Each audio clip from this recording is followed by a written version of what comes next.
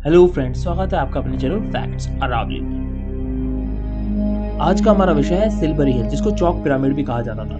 Silver हिल प्राचीन Britain के सबसे असाधारण और प्रभावशाली स्मारकों में से एक है। पहाड़ी वास्तव में चौक से बना एक घास से ढका पिरामिड है, जो लगभग 130 फीट ऊंचा और 600 फीट से अधिक चौड़ा है, जो गीजा के छोटे पिरामिडों के समान आयाम है। इसे लगभग 2400 ईसा पूर्व में बनाया गया था और इसे बनाने में 100 साल से अधिक का समय लगा था।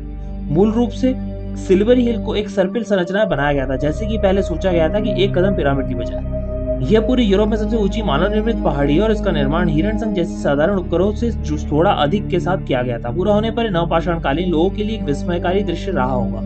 चौक से निर्मित यह विल्टशायर की पन्नाहरी घाटी के समान स्थापित एक शानदार सफेद मंदिर के रूप में खड़ा होगा। हर किसी की जुबान पर सवाल रहता होगा, इस महान स्मारक का उपयोग किस लिए किया जाता था।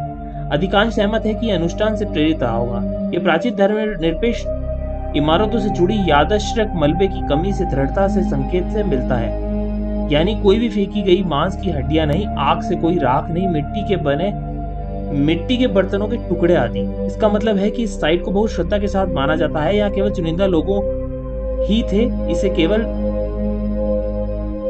औपचारिक उद्देश्य के लिए उपयोग करने की अनुमति दी गई थी, जिसके लिए यह बनाया गया था।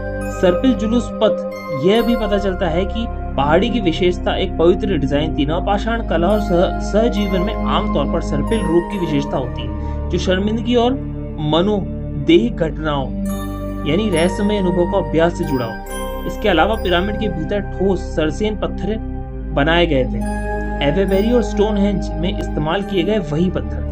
इन पवित्र पत्थरों को विकास के हर चरण में सावधानी पूर्वक शामिल किया गया था, जिससे नवपाषाण काल के अन्य महान स्मारकों के साथ संबंध पता चलता है। 2010 की खुदाई में सामने आया कि आखिरी सबूत यह था कि इसे निर्माण के दौरान विल्टशायर के आसपास की कई प्रकार की मिट्टी को टीले में शामिल किया गया था। ऐसा लगता है कि जैसे विभिन्न जनजातियों के लोग अपनी पैतृक भूमि का एक हिस्सा स्मारक में ला रहे हैं। शायद ये जातीय पहचान के तहत कई कुलों को एक साथ जोड़ने के लिए था। एक सामान्य प्रयास के लिए एक सामाजिक गोंद के रूप में ये कार्य कर रहे थे।